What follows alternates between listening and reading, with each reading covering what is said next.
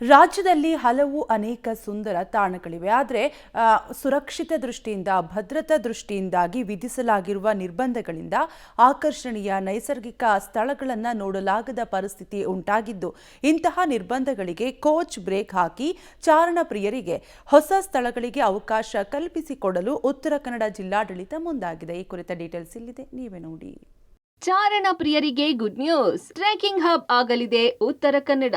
32 ಸ್ಥಳಗಳಲ್ಲಿ ಚಾರಣಕ್ಕೆ ಸಿಗಲಿದೆ ಅವಕಾಶ. ಕರ್ನಾಟಕದ ಕಾಶ್ಮೀರ ಎಂದೇ ಹೆಸರು ಪಡೆದ ಉತ್ತರ ಕನ್ನಡ ಜಿಲ್ಲೆ ಸುಂದರ ಬೆಟ್ಟ ಗುಡ್ಡಗಳು, ಕಡಲ ತೀರಗಳನ್ನು ಹೊಂದಿದ ನಾಡು. ರಾಜ್ಯದಲ್ಲೇ ಅತಿ ಹೆಚ್ಚು ಪರಿಸರ ಸೌಂದರ್ಯ ಹೊಂದಿದ ಜಿಲ್ಲೆ ಕೂಡ. ದೇಶದ ಯಾವ ಮೂಲೆಯಲ್ಲೂ ಕಾಣದ ಸುಂದರ, ಸುರಕ್ಷಿತ ಮತ್ತು ಸಮೃದ್ಧವಾದ ನೈಸರ್ಗಿಕ ತಾಣಗಳು ಈ ಜಿಲ್ಲೆಯಲ್ಲಿವೆ. ಆದರೂ ಸಹಿತ ಹೊರ ರಾಜ್ಯ ಹಾಗೂ ಹೊರ ದೇಶದಲ್ಲಿ ಚಾರಣಕ್ಕೆ ಹೋಗುವ ಅದೆಷ್ಟೋ ಕನ್ನಡಿಗರಿಗೆ ಉತ್ತರ ಕನ್ನಡ ಜಿಲ್ಲೆಯ ಆಕರ್ಷಣೀಯ ಸುಂದರ ಸ್ಥಳಗಳಲ್ಲಿ ಟ್ರೆಕ್ಕಿಂಗ್ ಮಾಡಲು ಅವಕಾಶ ಸಿಕ್ಕಿರಲಿಲ್ಲ. ಇದೀಗ ಟ್ರೆಕ್ಕಿಂಗ್ ಪ್ರಿಯರಿಗೆ ಅಧಿಕೃತವಾಗಿ ಅವಕಾಶ ಕಲ್ಪಿಸಿಕೊಡುವ ಉದ್ದೇಶದಿಂದ ಅರಣ್ಯ ಸಂರಕ್ಷಣಾಧಿಕಾರಿ ವಸಂತರೆಡ್ಡಿ ಹಾಗೂ ತಂಡ ಜಿಲ್ಲೆಯ 32 ಸ್ಥಳಗಳನ್ನು ಚಾರಣಕ್ಕಾಗಿ ಗುರುತಿಸಿದೆ.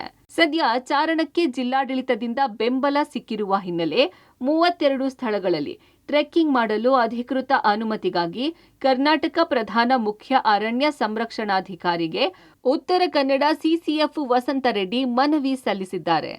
ಒಂದು ವೇಳೆ ಅನುಮತಿ ಸಿಕ್ಕಿದ್ದೇ ಆದಲ್ಲಿ ಉತ್ತರ ಕನ್ನಡ ಜಿಲ್ಲೆಯಲ್ಲಿ ಪ್ರವಾಸೋದ್ಯಮಕ್ಕೆ ಒಂದು ಹೊಸ ಆಯಾಮ ಬರೋದರ ಜೊತೆಗೆ ಜಿಲ್ಲೆ ಟ್ರೆಕ್ಕಿಂಗ್ ಹಬ್ ಆಗಲಿದೆ.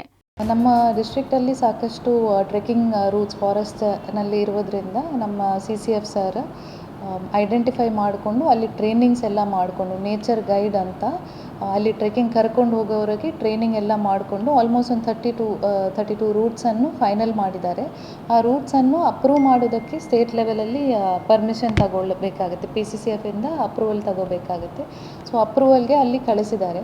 ಒನ್ಸ್ ಇಟ್ ಇಸ್ ಅಪ್ರೂವ್ಡ್, ಇಷ್ಟು ರೂಟ್ಸು ಆಥರೈಸ್ಡ್, ಬೇರೆ ಯಾವ ಕಡೆಯೂ ಅಲೌಡ್ ಇಲ್ಲ, ಇಷ್ಟು ರೂಟ್ಸಲ್ಲಿ ಮಾತ್ರ ಅಲೌಡ್ ಇದೆ. ಇಲ್ಲಿ ಹೋಗೋದಕ್ಕೆ ಟ್ರೈನ್ಡ್ ಪರ್ಸನಲ್ ಇದ್ದಾರೆ, ಅವ್ರ ಥ್ರೂನೇ ನೀವು ಬುಕ್ಕಿಂಗ್ ಮಾಡಿಸ್ಕೊಂಡು ಹೋಗಿ ಅಂತ ನಮ್ಮ ವೆಬ್ಸೈಟಲ್ಲಿ ಮತ್ತು ಟೂರಿಸಂ ಕಮಿಟಿಯಿಂದ ಪ್ರಚಾರವನ್ನು ಕೂಡ ಮಾಡ್ತೀವಿ.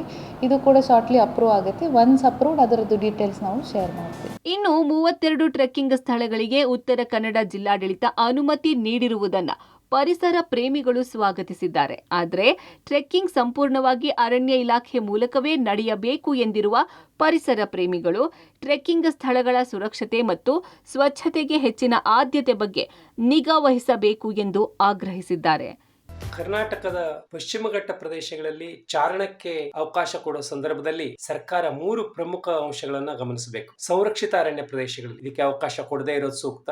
ಎರಡನೇದು, ಹೀಗೆ ಚಾರಣಕ್ಕೆ ಬರೋರು ನಿಜವಾದ ಆಸಕ್ತರು ಅಂತ ಹೇಳುವ ಗುರುತಿಸುವ ವ್ಯವಸ್ಥೆ ಆಗಬೇಕು. ಸ್ಪಷ್ಟ ಮಾರ್ಗದರ್ಶಿ ಸೂತ್ರಗಳನ್ನು ರೂಪಿಸಬೇಕು. ಮೂರನೇದಾಗಿ, ಇದೊಂದು ಆರ್ಥಿಕ ಚಟುವಟಿಕೆ. ಈ ಪರಿಸರ ಪ್ರವಾಸೋದ್ಯಮದ ಲಾಭ ನಿಜವಾದ ಸ್ಥಳೀಯರಿಗೆ ಹಾಗೂ ಅರಣ್ಯ ಸಂರಕ್ಷಣೆಗೆ ಕಾರ್ಯಗಳಿಗೆ ತೊಡಗಬೇಕು. ಈ ಕಾರಣಕ್ಕಾಗಿ ಈ ಬಗೆಯ ಚಟುವಟಿಕೆಗಳಲ್ಲಿ ಸ್ಥಳೀಯ ವನವಾಸಿಗಳು, ರೈತರು, ಸಮುದಾಯದ ಸಂಘಟನೆಗಳಾದ ಗ್ರಾಮ ಅರಣ್ಯ ಸಮಿತಿಗಳು ಅಂತಹವರ ಸಹಭಾಗಿತ್ವದಲ್ಲಿ ಈ ಚಟುವಟಿಕೆಗಳನ್ನು ನಡೆಸಿಕೊಡಬೇಕು. ಇನ್ನು ಕಾಳಿ ಟೈಗರ್ ರಿಸರ್ವ್ ಫಾರೆಸ್ಟ್ ಪ್ರದೇಶದಲ್ಲಿನ ಸುಮಾರು 39 ಪ್ರದೇಶಗಳಲ್ಲಿ ಟ್ರೆಕ್ಕಿಂಗ್ಗೆ ಅವಕಾಶ ಕಲ್ಪಿಸುವಂತೆ ಅರಣ್ಯ ಅಧಿಕಾರಿಗಳು ಮನವಿ ಮಾಡಿದ್ರು. ಆದರೆ ಅದಕ್ಕೆ ಒಪ್ಪಿಗೆ ಸಿಕ್ಕಿಲ್ಲ. ಈ 32 ಸ್ಥಳಗಳಿಗೆ ಅವಕಾಶ ಕಲ್ಪಿಸುವ ಸಾಧ್ಯತೆ ಹೆಚ್ಚಾಗಿದೆ ಎಂದು ಅರಣ್ಯ ಇಲಾಖೆಯ ಮೂಲಗಳು ತಿಳಿಸಿವೆ.